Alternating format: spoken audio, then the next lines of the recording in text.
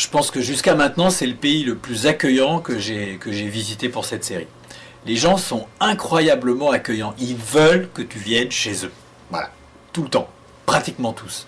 Énormément. Et du coup, moi, j'avais un problème qui était l'inverse de celui que j'ai d'habitude. C'est pas que je cherchais quelqu'un qui m'accueille. Je cherchais à choisir la bonne personne. Celle qui allait me raconter des trucs marrants, qui avait un contact qui s'établissait d'une manière un petit peu originale, etc. Donc, c'était inhabituel. Alors surtout, on a profité du Maroc pour faire un voyage de presse. Alors un voyage de presse, ça veut dire qu'on a emmené des journalistes sur le tournage. Alors, il est bien évident que dans le cas d'une série comme J'irai dormir chez vous, c'est un peu contradictoire de partir avec des journalistes alors que le thème de l'émission c'est de partir tout seul et de se faire inviter chez les gens. Mais on s'est dit qu'au Maroc, c'était l'endroit où on pouvait faire ça. Donc ils sont venus 2-3 jours. Il y avait 6 journalistes et un photographe. Et parce que je me doutais que dans la Médina de Fès, où il y a quand même vraiment beaucoup de monde, on passerait un petit peu plus inaperçu. C'était quelque chose qui était plus faisable.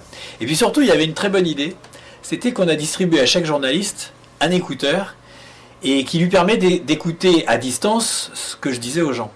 Et ça, c'était très important parce que si des journalistes sont juste à côté de moi et que je commence à prendre contact avec quelqu'un, ça ne va jamais fonctionner. C'est pas possible que ça marche. Il n'y aura rien d'authentique. En revanche, s'ils sont à 20 ou 30 mètres, dans un souk où il y a énormément de monde, dont des touristes, bon, ils passent un petit peu plus inaperçus. Et en même temps, c'était vachement intéressant pour eux parce qu'ils voyaient en temps réel comment moi j'arrivais à établir le contact ou comment éventuellement je me faisais rembarrer. Bon, c'est pratiquement pas arrivé au Maroc, mais c'était beaucoup plus piquant, pétillant, parce qu'on ne savait pas ce qui allait se passer.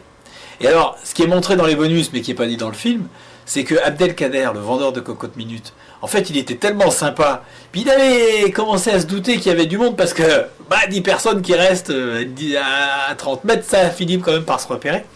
En fait, il a invité tout le monde. Enfin, je l'ai un peu demandé. Mais il a accepté que tout le monde vienne boire le thé chez lui.